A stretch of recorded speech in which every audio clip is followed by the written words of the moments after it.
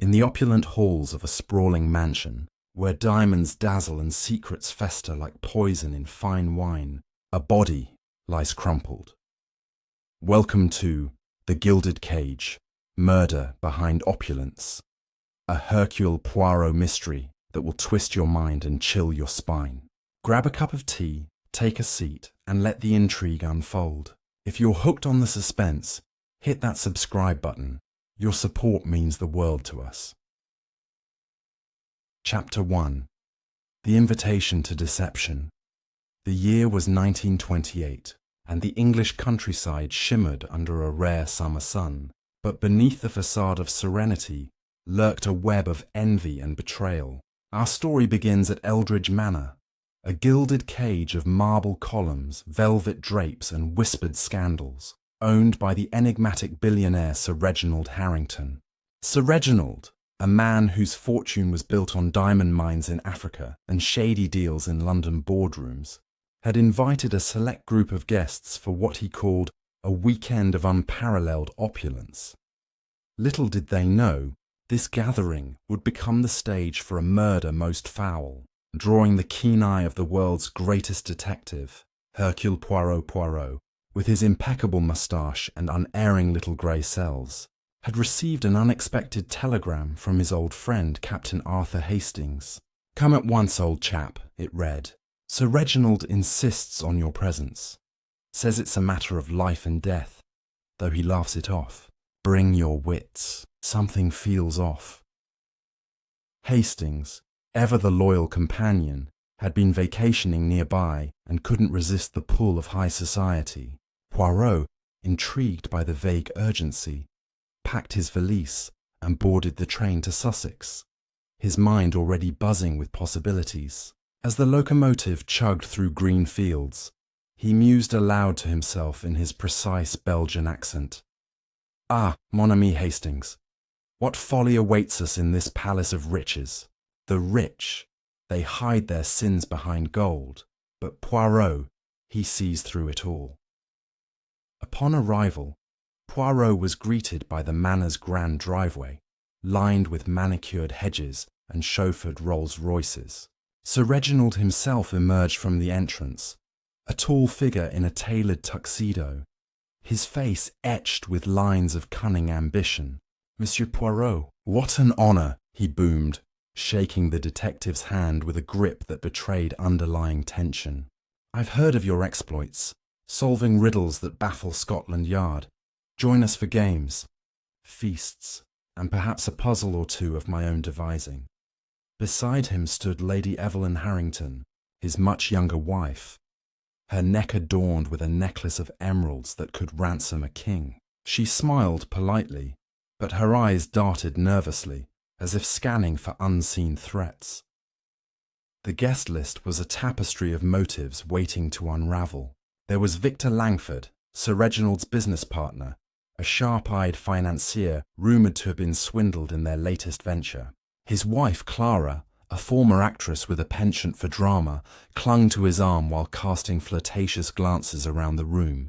Then came Isabella Thorne, Sir Reginald's estranged sister, who had arrived uninvited, her bitterness over a disputed inheritance palpable in every barbed remark. Dr. Elias Crowe, the family physician, hovered like a shadow, his medical bag always at hand, hiding secrets of prescriptions that bordered on the illicit. And finally, young Geoffrey Harrington, Sir Reginald's nephew and heir apparent, a playboy with gambling debts that threatened to topple the family fortune. As the group assembled in the drawing room for aperitifs, the air thickened with forced laughter and veiled insults. Poirot observed from a corner armchair, sipping his tisane, a herbal tea he insisted upon, much to the butler's chagrin. "Tell me, Sir Reginald," Poirot inquired casually, "why summon a detective to a mere social affair? Is there a thief among us, or something more sinister?" Sir Reginald chuckled, waving a cigar. "Nonsense, Poirot. Just wanted to spice things up. We have a safe full of jewels, after all. Perhaps you'll guard them with your famous intuition." But Poirot noted the flicker in his host's eyes, the way Lady Evelyn toyed with her necklace, and how Victor Langford's hand trembled as he poured whiskey. Dinner that evening was a lavish affair.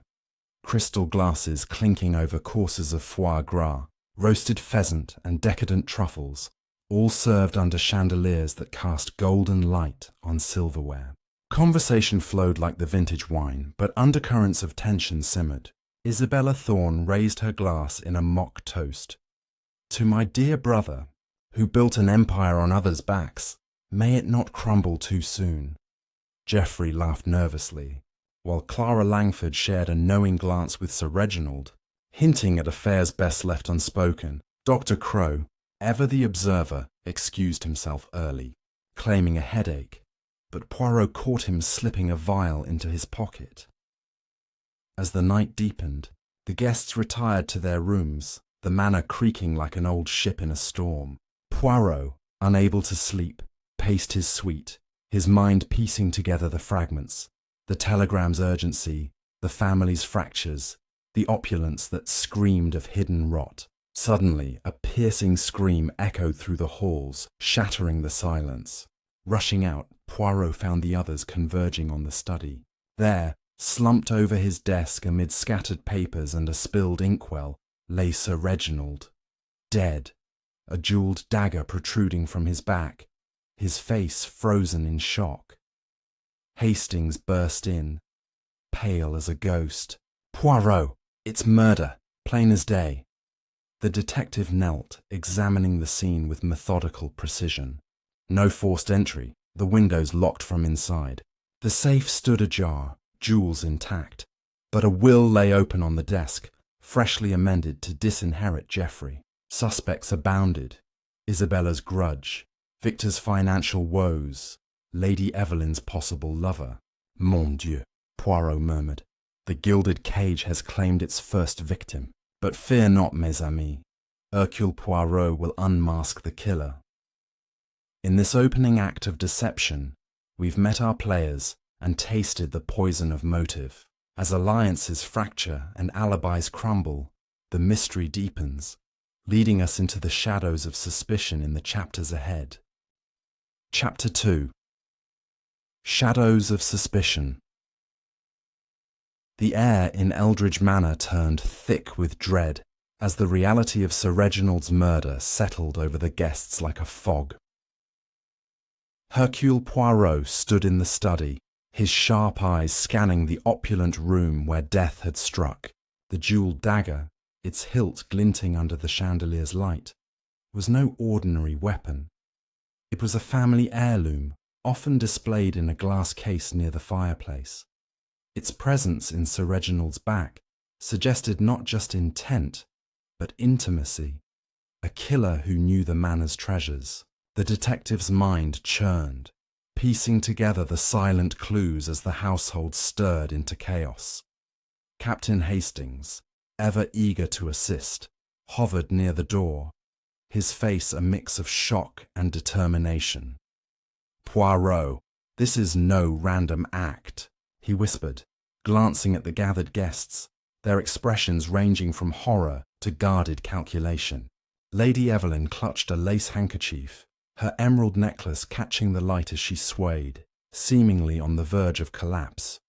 Victor Langford stood rigid, his financier's composure cracking as he muttered about business deals gone sour. Clara, his wife, clung to his arm, her theatrical sobs ringing hollow to Poirot's trained ear. Isabella Thorne, Sir Reginald's sister, leaned against a bookcase, her lips curled in a way that suggested triumph rather than grief. Dr. Elias, Crowe, who had returned after his earlier exit, knelt briefly by the body, declaring death by a single stab wound before retreating to the shadows. Young Geoffrey Harrington, the disinherited nephew, paced like a caged animal, his hands stuffed deep in his pockets. Poirot raised a hand for silence, his voice calm yet commanding. "Mes amis, a crime has been committed, and the murderer is among us. No one shall leave this manor until Hercule Poirot has uncovered the truth."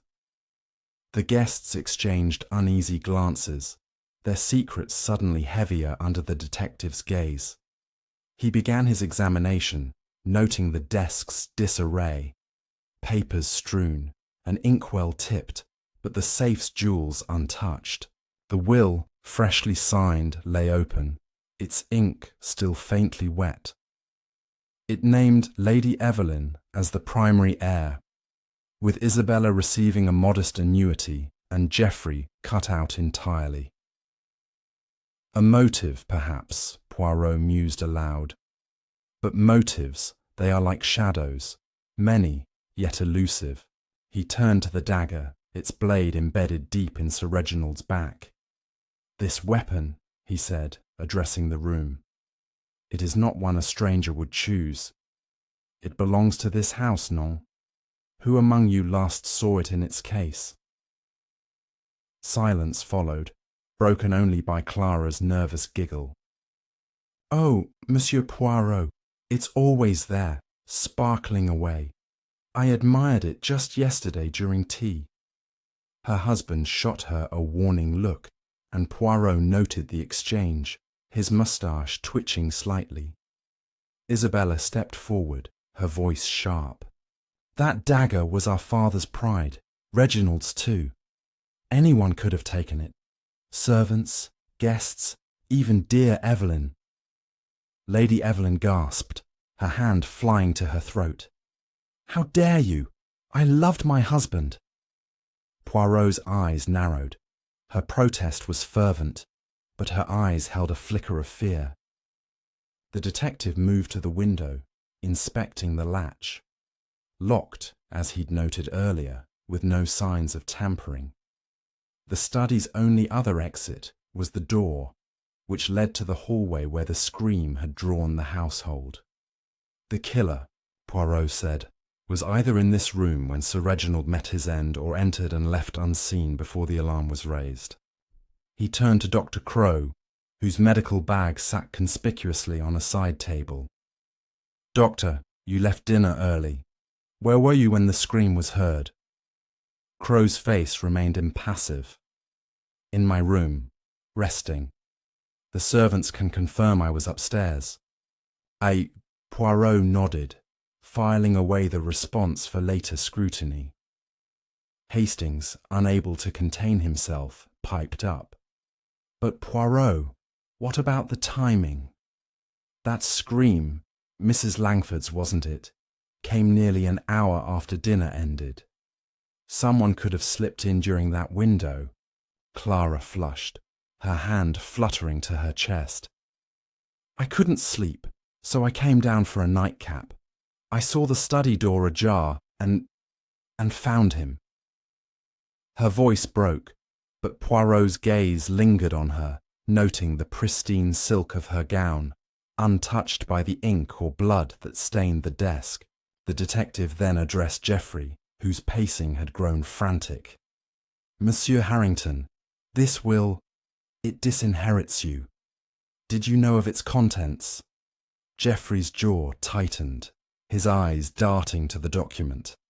"I suspected he might change it. We argued last week about my expenditures. But I didn't kill him." His voice cracked, betraying desperation. Poirot tilted his head, considering the young man's flushed cheeks and trembling hands. "Desperation, it is a powerful force," he said softly. "But so is greed, or perhaps revenge." As the group dispersed under Poirot's instruction to remain in the manor, he lingered in the study, sketching a mental map of the room. The dagger's placement suggested a strike from behind, likely by someone Sir Reginald trusted enough to turn his back on. The open safe, the untouched jewels, the will, all pointed to a personal vendetta rather than robbery. Yet something nagged at Poirot, a detail out of place. He knelt by the desk, noticing a faint smudge of powder on the floor, barely visible against the polished wood. "Curieux," he murmured, scraping a sample into a handkerchief. "A clue, perhaps, or merely the dust of a careless maid." Outside, the manor's grandeur seemed to mock the tragedy within. The guests retired to their rooms, but whispers of accusation followed them down the corridors. Poirot, with Hastings trailing, made his way to the drawing-room, where the dagger's empty case sat on display. "Hastings, mon ami," he said, "this cage of gold holds many secrets. We must peel back its layers, one by one, to find the truth." Hastings nodded, his enthusiasm tempered by the weight of the crime. "Who do you suspect, Poirot? They all seem guilty as sin." The detective smiled faintly. "Suspicion, it is like a shadow. It falls on all, but only one casts the true darkness." As the night settled over Eldridge Manor, the mystery deepened. With every guest a potential killer, and every clue a thread in a tangled web. The stage is set for Poirot's little grey cells to unravel the secrets hidden in plain sight, leading us into the next chapter of this deadly puzzle. Chapter 3. The web of Alibi's dawn broke over Eldridge Manor, casting pale light through the heavy curtains. But the warmth of morning did nothing to lift the pall of suspicion that hung over the household. Hercule Poirot, impeccably dressed despite the early hour, stood in the grand dining room, sipping his morning tisane as he observed the guests assembling for breakfast. The clink of porcelain and the murmur of strained pleasantries filled the air, but beneath it all lay a current of unease, as if each person feared their secrets might spill like the coffee in their cups. Poirot's mind was already at work, sifting through the alibis offered in the chaotic hours after Sir Reginald's murder, each one a thread in a tapestry of deception. The detective had spent the night cataloguing observations, his notebook filled with precise notes on the guests' behaviours and the curious smudge of powder he'd found near the body. He began the morning by summoning the butler, Mr. Jenkins, a stooped man with eyes that saw more than he let on. "Monsieur Jenkins," Poirot said, his tone genial yet piercing, "you oversee this manor's rhythm. Tell me, who moved through the halls last night before the scream?" Jenkins hesitated, his fingers twitching at his cufflinks. "Most guests retired after dinner, sir. I saw Dr. Crowe head upstairs, and young Master Geoffrey lingered in the billiard room. Lady Evelyn was in the parlour, reading, I believe." Poirot nodded, noting the butler's careful omission of Clara Langford, who had claimed to discover the body. Breakfast was a tense affair, with the guests seated around a mahogany table laden with silver trays of kippers, eggs, and toast.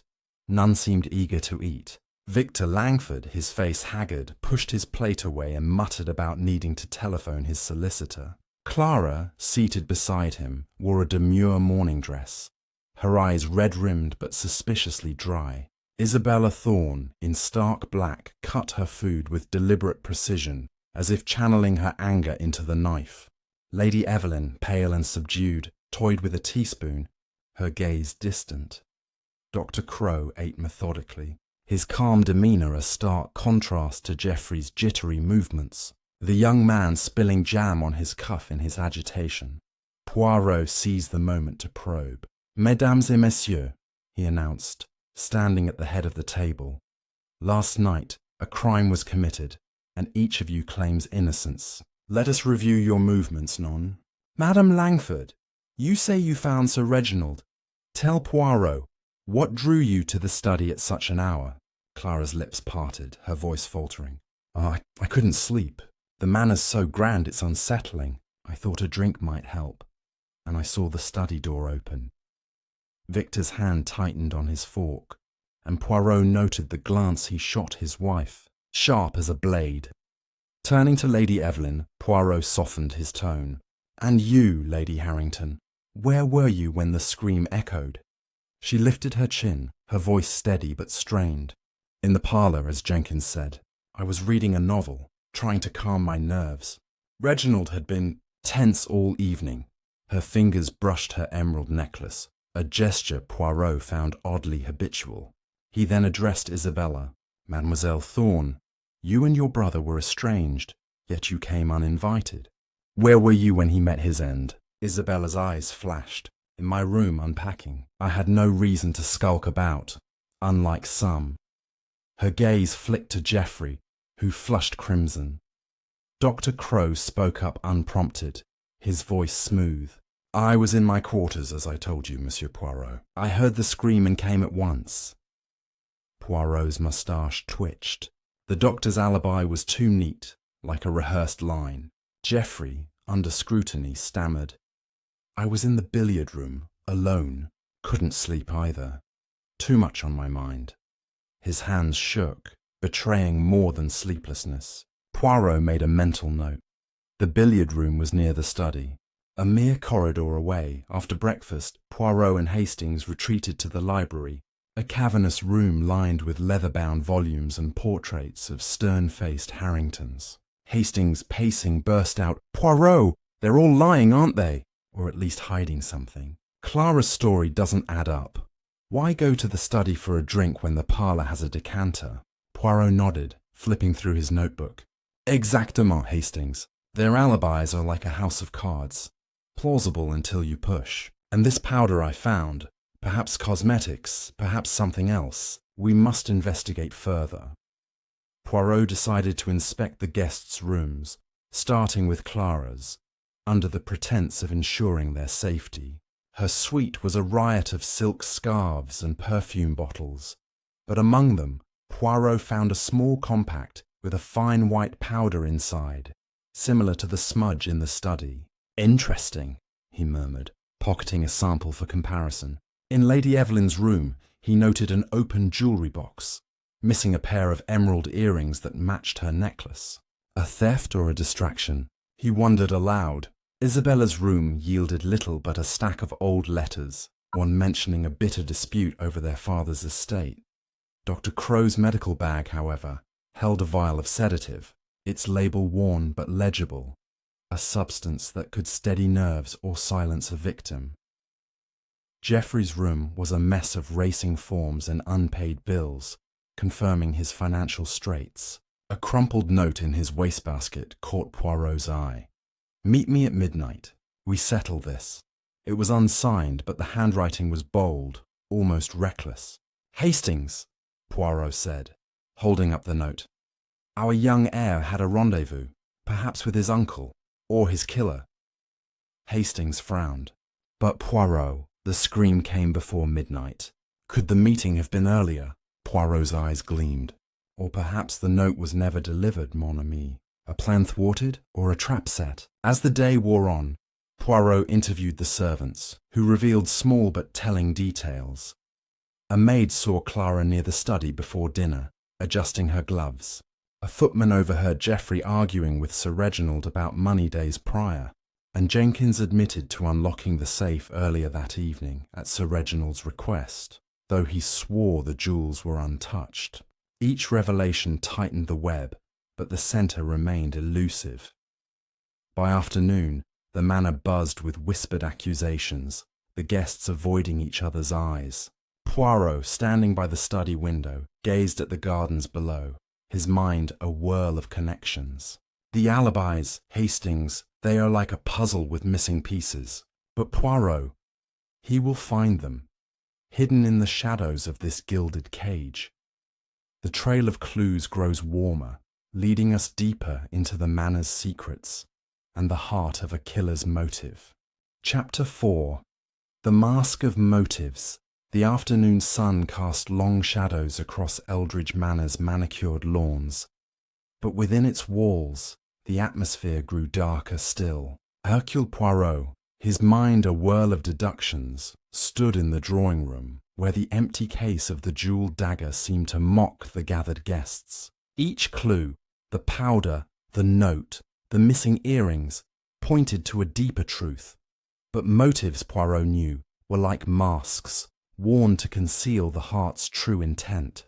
Today he would peel back those masks, one by one, to reveal the desires that drove a killer to strike. Poirot began by assembling the guests in the drawing room, their faces a gallery of unease. Lady Evelyn sat stiffly, her hands folded tightly in her lap, the absence of her emerald earrings conspicuous. Victor Langford, his tie loosened, drummed his fingers on the arm of his chair, while Clara, beside him, applied a fresh layer of lipstick, her movements almost defiant. Isabella Thorne stood by the fireplace, her posture rigid, as if bracing for battle. Dr. Elias Crowe leaned against a wall, his medical bag at his feet, his expression unreadable. Geoffrey Harrington slouched in a corner, his eyes darting like a hunted animal's. Captain Hastings, ever vigilant, stood by Poirot, ready to catch any slip of the tongue. "Monsieur et Mesdames," Poirot began, his voice cutting through the tension. "A murder is not merely an act, it is a story, written in the language of motive. Sir Reginald's death was no accident, but a calculated strike. Let us explore why someone wished him gone." He paced slowly, his polished shoes clicking on the parquet floor. "Money, love, revenge, these are the threads that bind us to this crime. Who among you had the most to gain?" He turned first to Lady Evelyn, whose inheritance of the estate made her a prime suspect.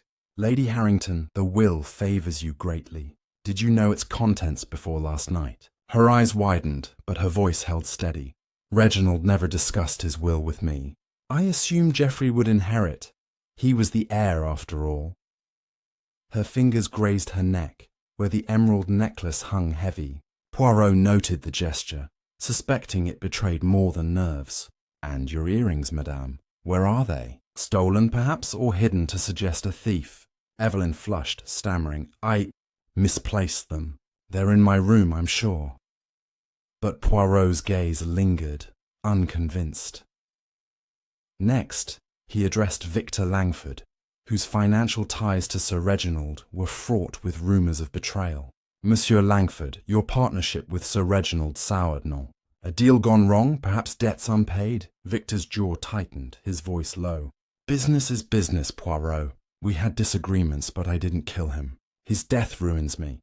Our latest venture was tied to his name," Clara interjected, her tone sharp. "Victor's right. Reginald's death leaves us exposed. Why would we risk that?" Poirot raised an eyebrow, noting her quick defence. "Perhaps, madame, to hide a greater loss, or a secret liaison."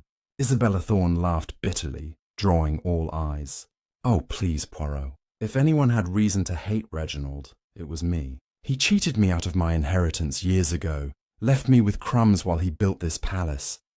She gestured at the opulent room, her voice dripping with scorn. "But I'm no fool to kill him now. His death changes nothing for me." Poirot tilted his head, studying her.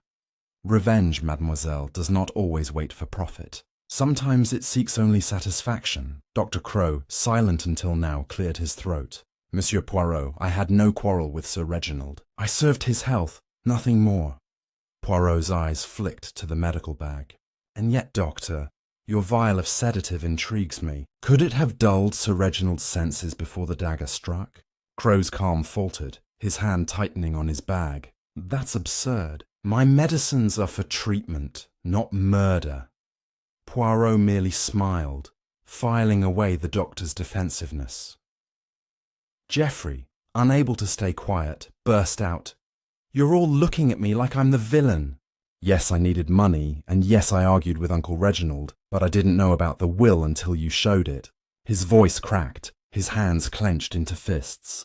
Poirot approached him, his tone gentle but probing. "The note in your room, monsieur. Meet me at midnight. Who wrote it and why?" Geoffrey paled, stammering, I don't know. I found it under my door yesterday. I thought it was from Uncle, about my debts." Poirot's eyes narrowed. The note's bold script didn't match Sir Reginald's precise hand. To test his suspicions, Poirot orchestrated a small experiment. He asked Jenkins to bring a tray of glasses, each filled with water, and casually requested the guests to handle them, claiming it was to steady their nerves. As they complied, he observed their grips, their postures, their hesitations. Clara's fingers left a faint trace of powder on her glass, similar to the smudge in the study. Victor's grip was firm but unsteady, betraying stress. Isabella held hers with disdain, as if above such games. Crowe's hands were steady, almost too precise, while Geoffrey's shook visibly, spilling water. Afterward, Poirot retreated to the study with Hastings, examining the powder samples under a magnifying glass he carried in his pocket. Hastings, mon ami, the powder from Clara's compact matches the smudge by the body. Cosmetics, perhaps, but why on the study floor? Hastings frowned. She said she found him, Poirot. Maybe she dropped it then? Poirot shook his head. No, it was under a rug, not scattered as if dropped in shock. It was placed, or perhaps overlooked by the killer. The detective then turned to the note from Geoffrey's room, comparing it to letters from the guests he'd collected during his room searches. The bold script matched none exactly, but Clara's flamboyant handwriting came closest, with its dramatic flourishes. A clue, Hastings, Poirot said, but not proof. We must dig deeper into these motives. Love, betrayal, or perhaps a hidden alliance. He glanced at the dagger's empty case, now returned to its place. The weapon was chosen for a reason, mon ami. It speaks of intimacy, of a betrayal close to the heart. As evening approached, the manor's grandeur seemed to close in, its opulence a stark contrast to the ugliness of murder. The guests, now openly wary of each other, retreated to their corners, but Poirot knew the truth was near. Each motive is a mask, he told Hastings, but soon we shall see the face beneath. The trail of deception tightens, drawing us closer to the killer's identity in the chapters to come. Chapter 5. The echoes of Secret's twilight draped Eldridge Manor in a veil of hushed anticipation, the kind that precedes a storm. Hercule Poirot, his sharp mind attuned to the manor's undercurrents, stood in the conservatory, surrounded by exotic orchids and the faint scent of damp earth. The glass walls reflected his silhouette, a small man casting a long shadow, as he pondered the web of motives tightening around the suspects. Each guest wore a mask, but secrets like echoes lingered in the air, waiting to be heard. Today, Poirot would chase those whispers, seeking the truth hidden in the manor's gilded corners. He began by revisiting the study where the murder had unfolded. The room, now sealed by his order, felt like a stage frozen mid-act. The desk, still cluttered with papers, held a new clue. A torn corner of a photograph tucked beneath a ledger. Poirot lifted it carefully, revealing half a face.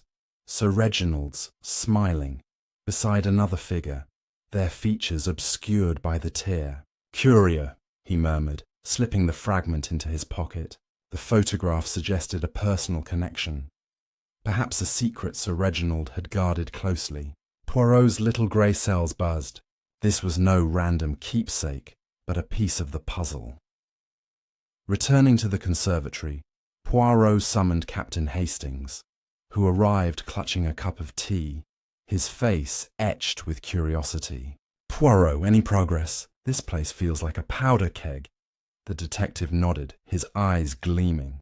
"Indeed, mon ami, secrets are like plants in this conservatory. Nurtured in silence, they grow wild. We must uncover what Sir Reginald hid, and from whom." He decided to confront the guests individually, away from prying eyes, to catch the echoes of their truths. First, he sought Lady Evelyn, finding her in the rose garden, her fingers trailing over petals as if seeking solace. "Madame," Poirot began, his tone gentle, "this photograph, torn and hidden, does it hold meaning for you?" He showed her the fragment, watching her reaction. Her breath caught, her hand pausing mid-air. I don't know it," she said, but her eyes betrayed a flicker of recognition. "Reginald kept many mementos. Perhaps it's from his travels." Poirot pressed further. "And your earrings still missing, or perhaps they were a gift from another, one you wished to conceal." Evelyn's composure cracked, her voice sharp. "You're mistaken, Monsieur Poirot. I've nothing to hide."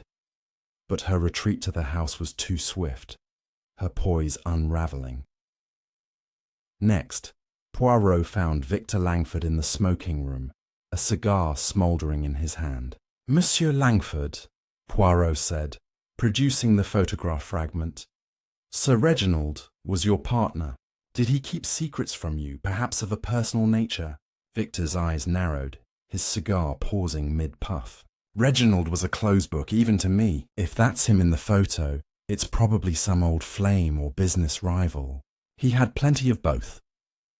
His casual tone rang false, and Poirot noted the sweat beading on his brow. "And your wife, Clara, her presence in the study, was it truly by chance?" Victor's jaw tightened. "She's impulsive, not murderous. Leave her out of this." His defensiveness only deepened Poirot's suspicions. Isabella Thorne was next, found in the library, flipping through a volume of family history. Poirot showed her the photograph, watching her closely. "Mademoiselle, this image, does it stir memories of your brother?" Isabella's lips curled into a sneer. "Reginald loved his trophies, human or otherwise. That could be anyone from his past. A mistress, a friend he betrayed. We Thorns collect enemies like books." Her candour was refreshing, but Poirot sensed she was steering him away from a deeper truth. "And your presence here, uninvited, did you seek to confront him about such a past?" Isabella's eyes flashed. "I came to reclaim what's mine, not to kill, but I'm glad he's gone." Her venom was raw, unfiltered. Dr. Elias Crowe, when approached in the billiard room, examined the photograph with clinical detachment. "I don't recognize it, Monsieur Poirot. My concern was Sir Reginald's health, not his personal life." Poirot tilted his head. "Yet your sedative, Doctor, could have played a role. Did you administer anything to Sir Reginald that night?" Crowe's face remained impassive. "He refused my care that evening, said he felt fine." Poirot noted the doctor's steady hands, too steady, as if practiced in deception. Geoffrey Harrington, found brooding on the terrace, reacted to the photograph with a start. "That's Uncle Reginald, but who's with him? I've never seen this." His voice trembled, his eyes wide with genuine confusion. Poirot probed further. "The note in your room, monsieur. Did it come from this mysterious figure, perhaps?" Geoffrey shook his head. "I told you, I don't know who wrote it. I thought it was Uncle, but now—" His uncertainty seemed authentic, but Poirot wondered if fear, not innocence, drove his words. Later, Poirot and Hastings retreated to the conservatory, where the detective examined the photograph under a magnifying glass. The torn edge suggested a deliberate act, not an accident. "Hastings," Poirot said, "this image is a secret Sir Reginald died to protect, or someone killed to conceal. We must find the other half." Hastings frowned. "But where, Poirot? And what about the powder, the earrings?" Poirot smiled faintly. "Patience, mon ami. Each secret echoes another. The powder links to Clara, the earrings to Evelyn. But this photograph, it binds them all to something deeper." As night fell, Poirot visited the manor's attic, where old family records were stored. Among dusty trunks, he found a locked box bearing Sir Reginald's initials. With a hairpin borrowed from a maid, Poirot picked the lock, revealing a bundle of letters and the missing half of the photograph. It showed Sir Reginald with a young woman, her face strikingly similar to Clara Langford's in her youth. A letter, dated years ago, hinted at a scandal, a forbidden affair, hushed up to save the Harrington name. "Mon Dieu," Poirot whispered. "The past has returned to haunt this gilded cage." The echoes of secrets grow louder, pulling Poirot closer to the truth. As the manor's walls seem to whisper of betrayal, the next chapter looms, promising revelations that will shake the suspects to their core. Chapter 6. The Ghost of the Past. The moon hung low over Eldridge Manor, its silver light filtering through the attic's grimy windows, casting eerie patterns on the walls. Hercule Poirot stood amid the dust and shadows, clutching the newly discovered half of the photograph and the bundle of letters, each a shard of Sir Reginald Harrington's hidden past. The image of a younger Sir Reginald beside a woman resembling Clara Langford hinted at a scandal long buried, one that might have sparked the fatal blow. The letters, penned in a delicate hand, spoke of love, betrayal, and a promise broken under the weight of wealth. Poirot's little grey cells hummed with possibility. This ghost from the past was no mere memory. but a key to the murder. Descending from the attic, Poirot retreated to his room, where he spread the letters on a small table, their yellowed pages crackling under his careful touch. The correspondence, dated nearly 2 decades ago, revealed an affair between Sir Reginald and a young actress named Clara Beaumont, Clara Langford's maiden name, as Poirot confirmed with a quick glance at his notes. The letters spoke of secret meetings in London, stolen moments before Sir Reginald's marriage to Evelyn, and a bitter parting when he chose wealth over love. One letter, tear-stained, ended with Clara's vow. "You'll regret casting me aside, Reginald. My heart will not be silenced." Poirot's moustache twitched. A motive, perhaps, rooted in the ashes of love scorned. The next morning, Poirot gathered the guests in the parlour, the air heavy with the scent of polished wood and suspicion. Captain Hastings stood by the door, his eyes scanning the room for any telltale signs of guilt. The guests, unaware of Poirot's attic discovery, shifted uncomfortably under his gaze. Lady Evelyn's fingers twisted a silk scarf, her face pale. Victor Langford lit a cigarette, his hands steady but his eyes wary. Clara, radiant in a crimson dress, smiled too brightly, as if to deflect scrutiny. Isabella Thorne sat with arms crossed, her disdain palpable. Dr. Elias Crowe adjusted his glasses, his calm a thin veneer. Geoffrey Harrington, nursing a glass of brandy despite the early hour, looked as if he hadn't slept. "Monsieur et Mesdames," Poirot began, his voice a quiet blade. "The past. It is a ghost that haunts us all. Sir Reginald's death was no sudden act, but the culmination of years of secrets. Let us speak of love, no? And the wounds it leaves." He held up the photograph, now whole, its image clear. Sir Reginald and a young Clara, their smiles intimate, unguarded. Clara's face drained of colour, her lipstick a stark contrast to her pallor. "Madame Langford, or should I say Mademoiselle Beaumont? This photograph tells a story of you and Sir Reginald, long before your marriage to Monsieur Langford." The room erupted in gasps.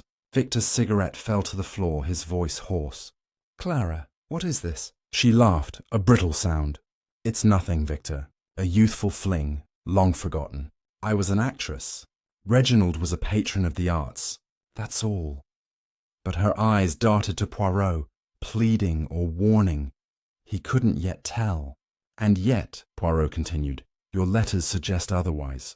A love betrayed, a promise broken. Did you confront Sir Reginald that night, seeking justice for old wounds?" Clara's composure cracked. "I didn't kill him. Yes, I loved him once, but that was years ago. I've moved on." Victor, his face a mask of fury, turned to his wife. "You never told me you knew him that well. Were you still—" He stopped, unable to voice the betrayal.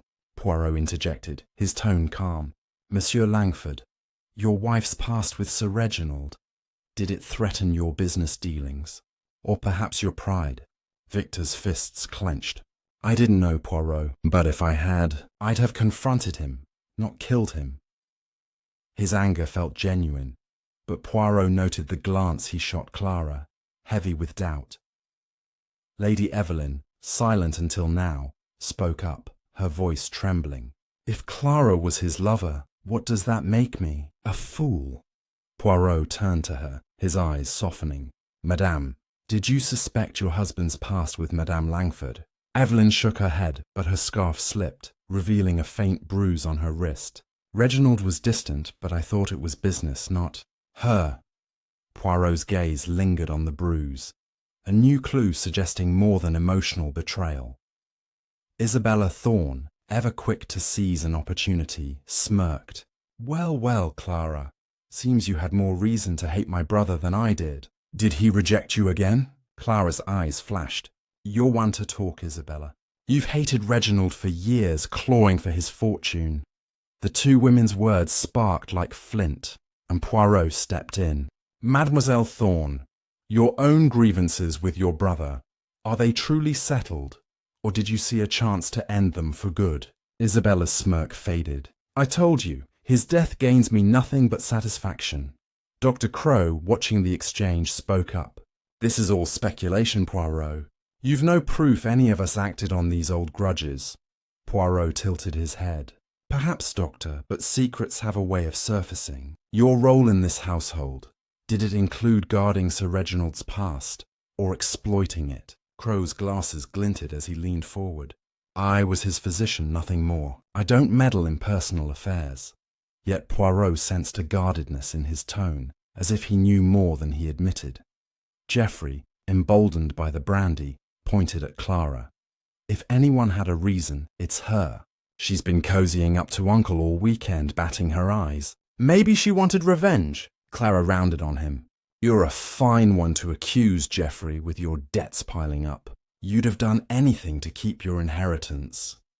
Poirot raised a hand, silencing the room. "Enough. The past has spoken, but the present holds the answer. Madame Langford, your powder was found in the study. Explain." Clara froze. I dropped my compact earlier that day, visiting Reginald about a charity event. It must have spilled." Poirot nodded, unconvinced, and dismissed the group, keeping Clara's reaction in mind. With Hastings, he returned to the study, examining the desk's papers again. Among them, he found a recent letter from Clara to Sir Reginald, requesting a private meeting to settle old debts. "Hastings," Poirot said, "the ghost of Clara's past looms large, but others share this shadow. The bruise on Lady Evelyn's wrist, the doctor's reticence. There is more to uncover." As the manor settled into an uneasy evening, Poirot felt the weight of the truth drawing closer. The past had revealed its scars, but the killer's hand remained hidden, waiting to be exposed in the chapters ahead. Chapter 7. The Tangled Threads. The evening air in Eldridge Manor carried a chill that seeped into the bones, as if the house itself mourned Sir Reginald Harrington's death, or guarded its secrets more fiercely. Hercule Poirot stood in the grand hallway, the crystal chandelier above casting fractured light across the marble floor, each prism a reminder of the fractured truths he sought to untangle. The photograph, the letters, Clara's past, and Lady Evelyn's bruise had woven a tapestry of suspicion, but the threads of motive and opportunity remained knotted. Tonight, Poirot would tug at those threads, determined to unravel the killer's identity before another strike could fall. Poirot's first move was to revisit the study where the murder had taken place. The room, now a silent witness to the crime, seemed to hold its breath as he entered, Captain Hastings trailing behind with a notebook clutched tightly. The detective's eyes swept over the desk, the jeweled dagger's empty case, and the open safe, its contents untouched except for the will. But something new caught his attention. A faint scratch on the desk's edge, barely visible, as if a heavy object had been dragged across it. Kneeling, Poirot examined the mark, his fingers tracing its jagged path. "Hastings," he said, "this scratch, it is recent, made with force, perhaps a struggle, or something moved to conceal a clue." Hastings frowned, peering over his shoulder.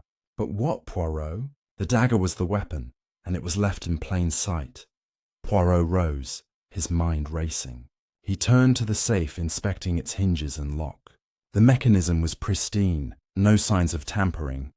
Yet Jenkins had admitted to opening it for Sir Reginald earlier that evening. "The jewels remain," Poirot mused. Yet the will was displayed, almost as if meant to be found. A distraction, perhaps, or a message. He noticed a small key, half hidden under a ledger, its head engraved with an ornate H. "Curieux," he murmured, pocketing it.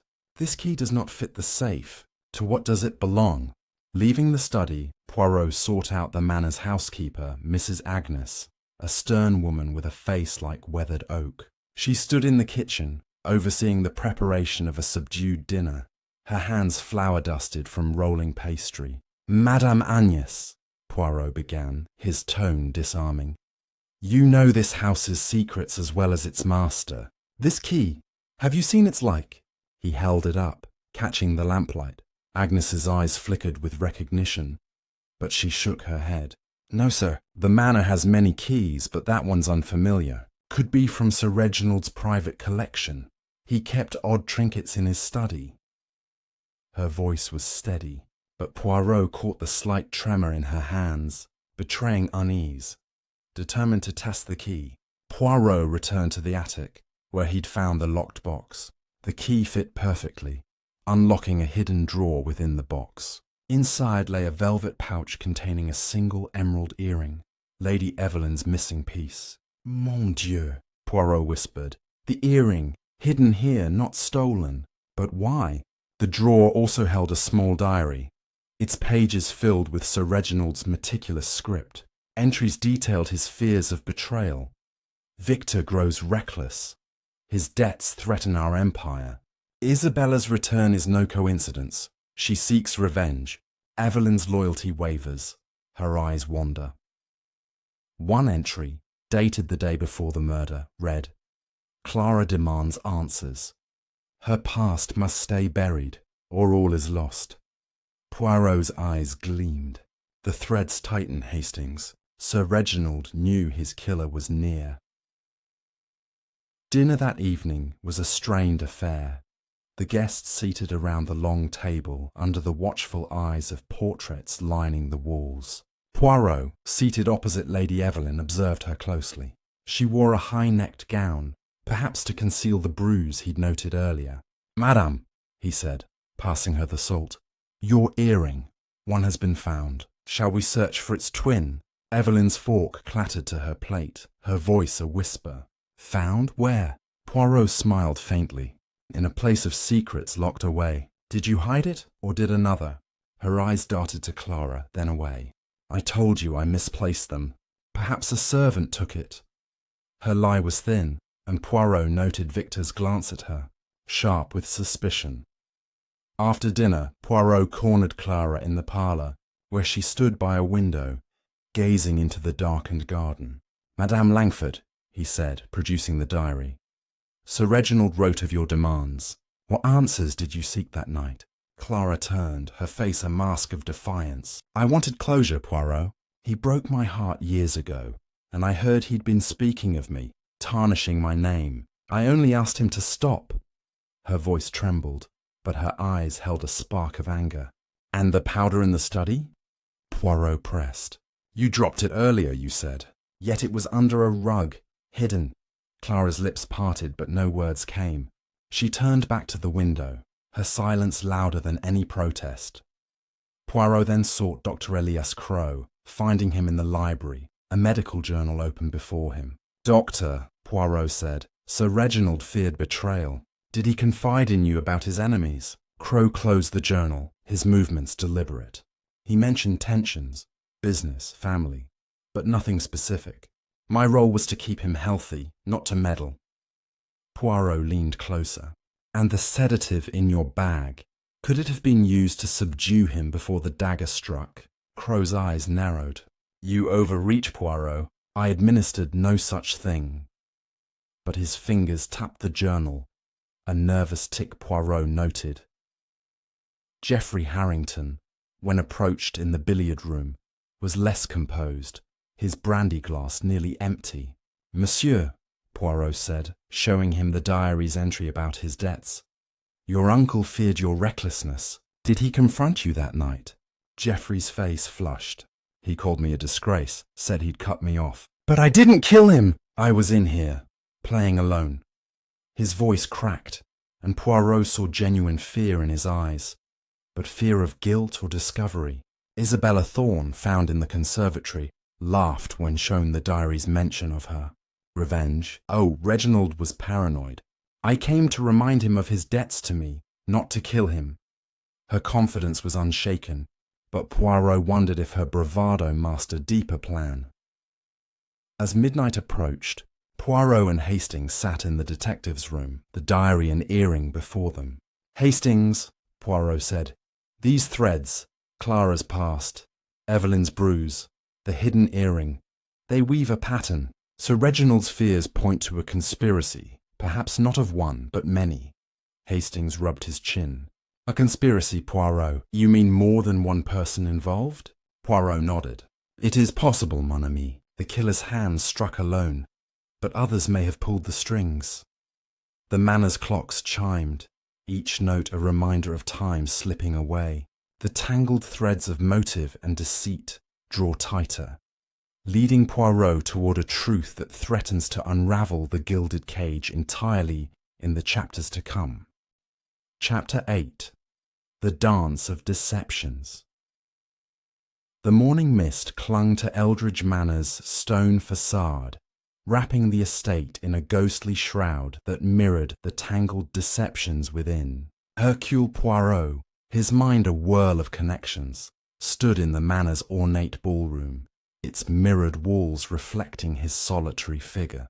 The diary, the emerald earring, and Clara's past had drawn a web of motives, but the truth remained elusive, a shadow dancing just beyond reach. Today, Poirot would orchestrate a subtle confrontation, a dance of words to provoke the killer into a misstep, revealing the hand that wielded the jeweled dagger. Poirot began by examining the key he'd found, its ornate H glinting in the morning light. It hadn't fit any lock in the study or attic, suggesting a hidden compartment elsewhere in the manor. He enlisted Captain Hastings to search the library, where Sir Reginald often worked late. "Hastings, mon ami," Poirot instructed.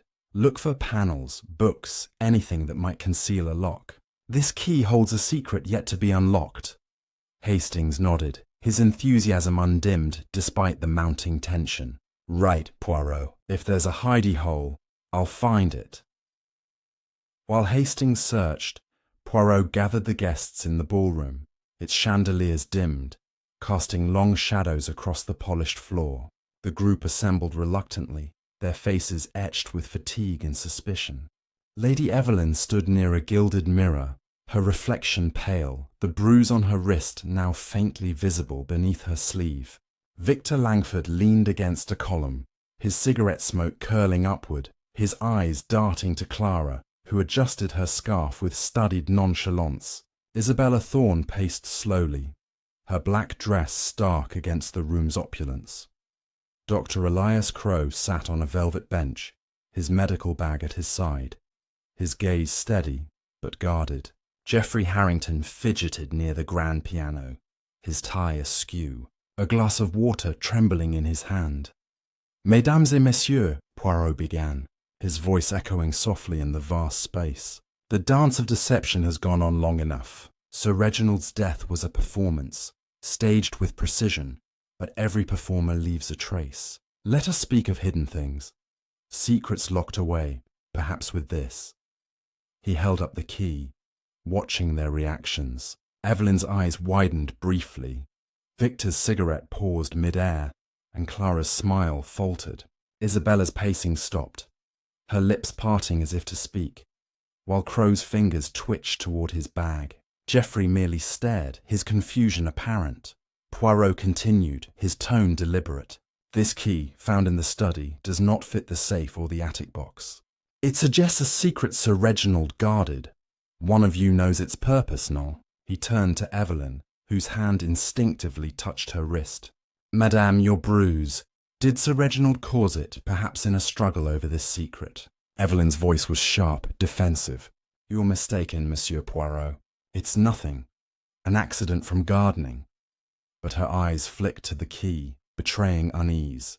Victor, emboldened, spoke up. "If you're fishing for secrets, Poirot, ask Clara. She's got history with Reginald. Maybe she found his little hiding spot." Clara's laugh was brittle. "Victor, darling, don't drag me into this.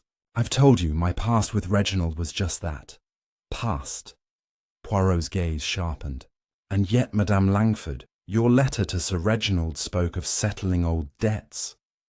Did you find something in his study that night? Something worth killing for?" Clara's scarf slipped, revealing a tense jaw. "I found nothing but his arrogance. I left him alive." Isabella, seizing the moment, pointed at Evelyn. "Why not question her? She's got the fortune now, and that bruise looks like more than roses. Maybe Reginald caught her scheming." Evelyn's face flushed, But before she could retort, Dr. Crowe interjected, his voice calm. "This is speculation, Poirot. You've no evidence linking any of us to a hidden lock or a murder." Poirot tilted his head. "Perhaps, Doctor, but your bag. Does it hold only medicine or secrets Sir Reginald entrusted to you?" Crowe's calm wavered, his hand resting protectively on his bag. Geoffrey, his voice hoarse, broke in. "I don't know about any key, Poirot. I was in the billiard room, I swear. Whoever killed Uncle Wanted, that will found. It points to Evelyn, not me." Evelyn gasped, but Poirot raised a hand, silencing the room. "Accusations are easy, monsieur. Proof is harder. Let us see what the manner reveals." Hastings burst into the ballroom, breathless, holding a small wooden box carved with the Harrington crest. "Poirot, found it behind a false panel in the library. This key fits." The guests froze as Poirot took the box, inserting the key with a soft click. Inside was a single document, a contract signed by Sir Reginald and Victor Langford, detailing a deal to sell their African diamond mines, with a clause granting Victor a massive share if Reginald died prematurely. "Mon Dieu," Poirot murmured. "A motive hidden in plain sight." Victor's cigarette fell, his face ashen. That's not what it seems. The deal was standard business. I didn't need him dead." Poirot's eyes narrowed. "Yet this contract benefits you greatly now, monsieur. Did you know of its terms?" Victor stammered. "Reginald drafted it. I signed, but I didn't think—" His words trailed off, unconvincing. Poirot turned to the group, holding the contract aloft. "This document, like the photograph, the earring, the diary, points to a web of greed and betrayal. One of you danced too close to Sir Reginald's secrets, and the dagger was your final step." The guests exchanged glances, their deceptions unravelling under Poirot's scrutiny. Clara's hand tightened on her scarf, Evelyn's gaze dropped, and Crowe's fingers hovered over his bag, as if guarding its contents. As the group dispersed, Poirot lingered with Hastings, examining the contract. "Hastings, this box was hidden, yet the key was left in the study. A mistake or a lure? The killer wanted us to find something, but not everything." Hastings rubbed his neck. "It's like they're playing chess with us, Poirot. Victor's got motive now, but what about Clara's letter, or Evelyn's bruise?" Poirot's moustache twitched. "The dance continues, mon ami. Each step reveals more, but the final move is near." As night fell, the manor's mirrors reflected a house on edge, its secrets teetering on the brink of exposure. The dance of deceptions draws to a crescendo, promising a revelation that will shake the gilded cage to its core. Chapter 9. The veil begins to lift. The night enveloped Eldridge Manor in a suffocating silence, broken only by the distant hoot of an owl and the creak of ancient timbers. Hercule Poirot sat in his room, the glow of a single lamp illuminating the contract. The diary, the emerald earring, and the photograph, each a piece of the intricate puzzle that was Sir Reginald Harrington's murder. The contract's hidden clause had cast a spotlight on Victor Langford, but Poirot's little grey cells whispered that the truth was more complex, a tapestry woven from multiple hands. Tonight, he would lift the veil on the killer's identity, drawing the suspects into a final reckoning. Poirot began by re-examining the contract, its ink crisp and recent, unlike the aged letters from Clara's past. The clause favouring Victor suggested a financial motive, but Poirot suspected a deeper game.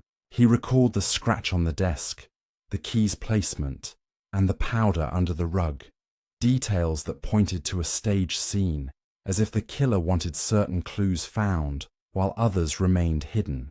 "Hastings!" he called, rousing his friend from a doze in an armchair.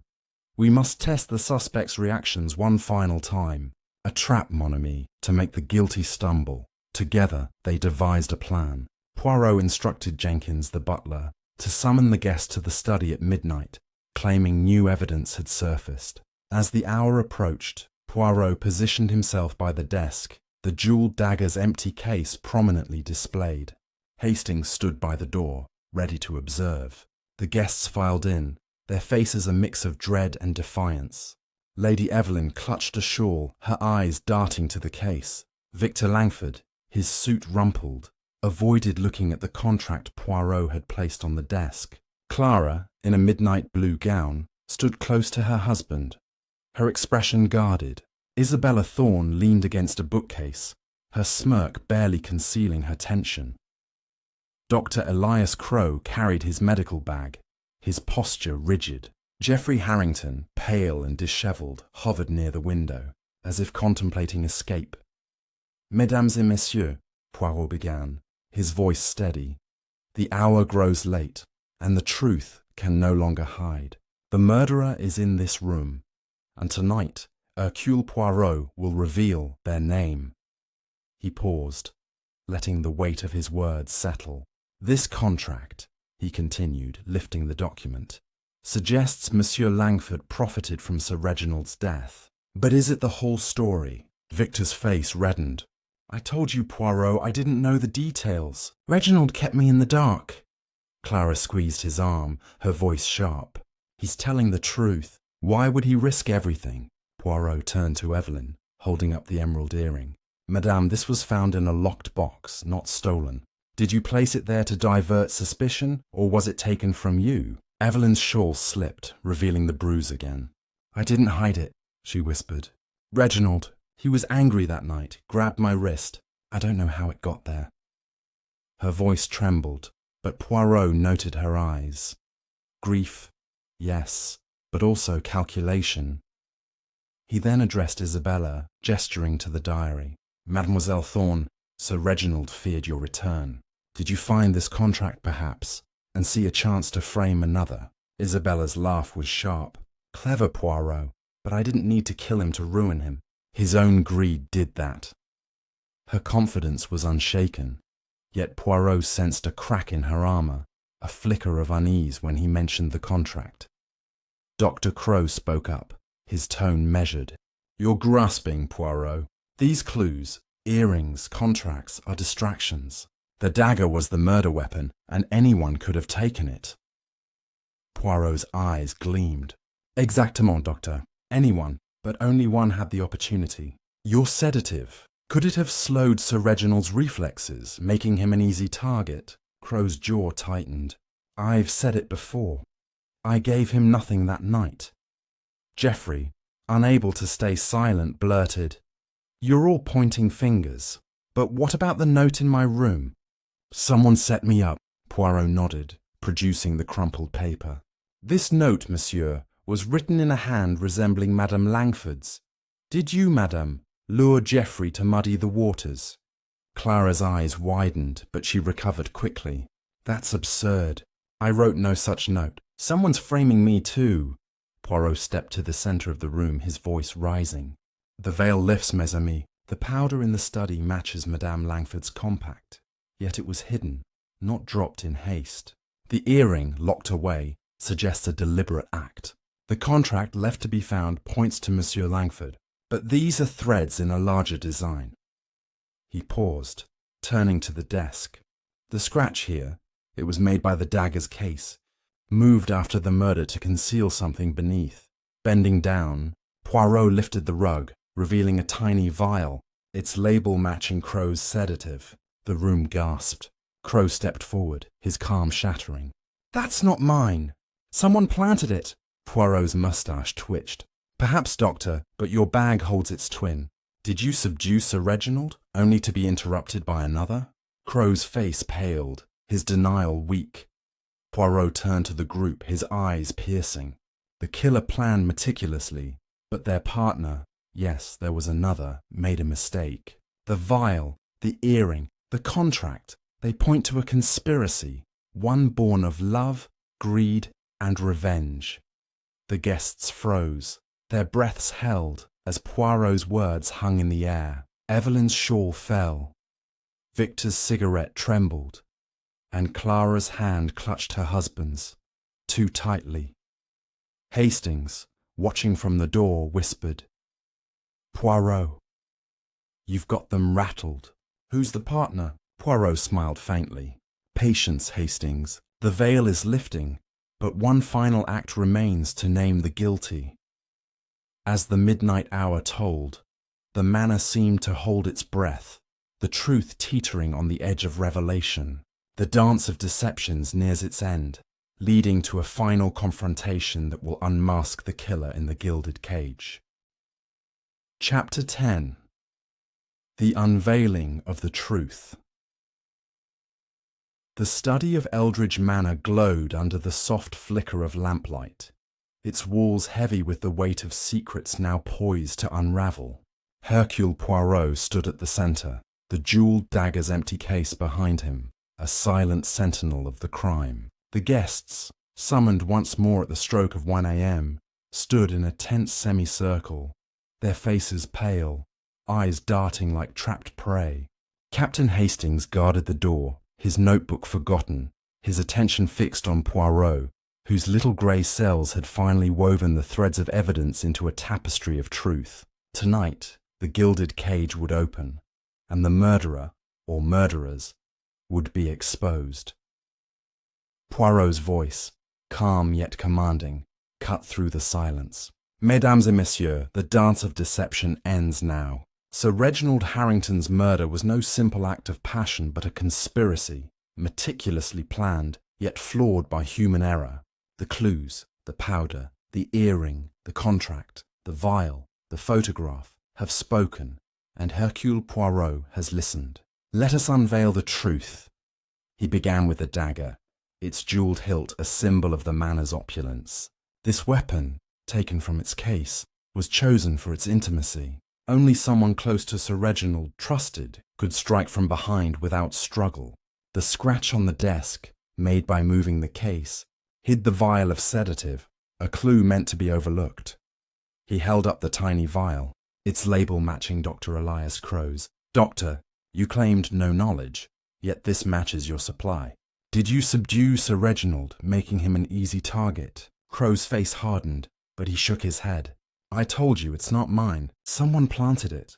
Poirot turned to Clara Langford, her crimson lips tight. Madame Langford, the powder under the rug matches your compact, yet you claim it spilled earlier. A lie, no? You were in the study at the time of the murder, your presence marked by this trace. Clara's hand trembled, but she retorted, I found him, that's all. The powder proves nothing. Poirot raised a finger.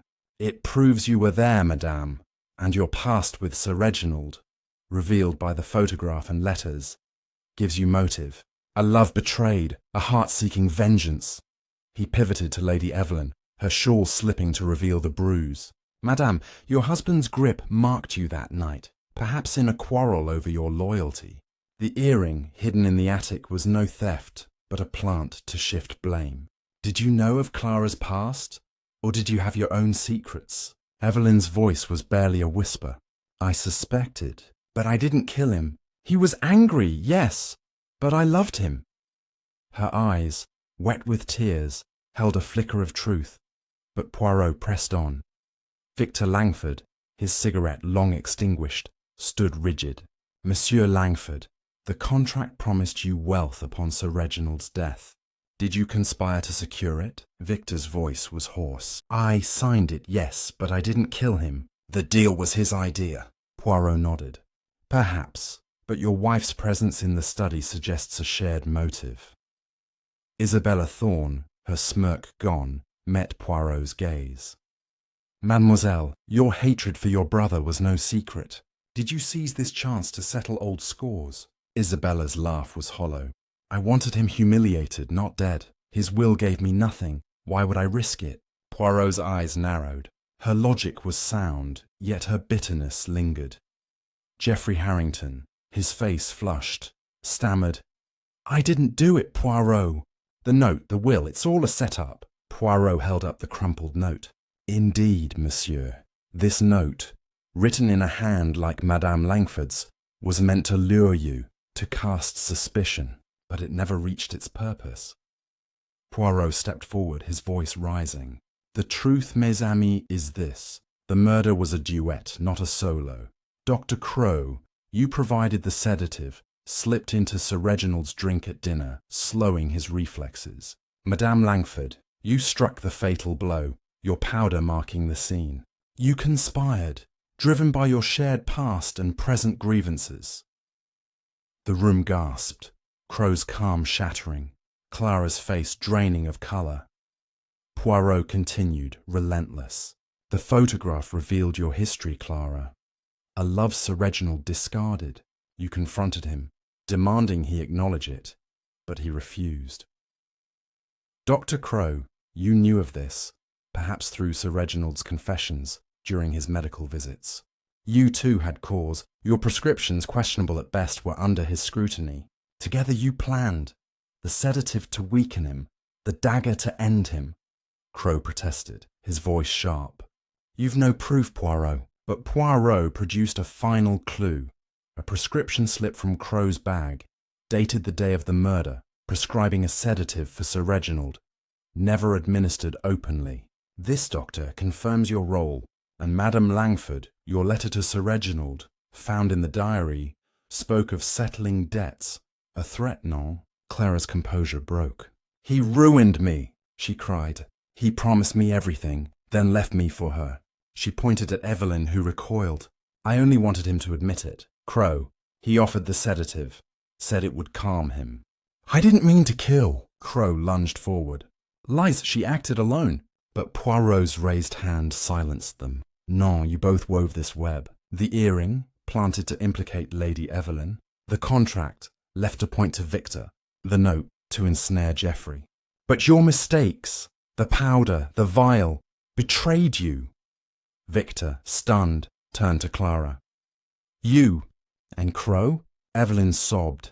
Isabella stared, and Geoffrey slumped, relieved yet horrified. Poirot concluded, the gilded cage held you all, but only 2 chose murder to escape. The police will be called, and justice will be served. As the guests dispersed, shaken, Hastings approached Poirot. Brilliant, old chap. How did you know? Poirot smiled faintly. The little grey cells, Hastings. They see what the heart hides. Now, let us leave this cage to its ghosts. The manor's grandeur faded as dawn broke. The truth laid bare. The mystery of Sir Reginald's death is solved, but its echoes will linger in Eldridge Manor forever. If you've enjoyed this tale, please like, comment, and subscribe. Your support means the world to us.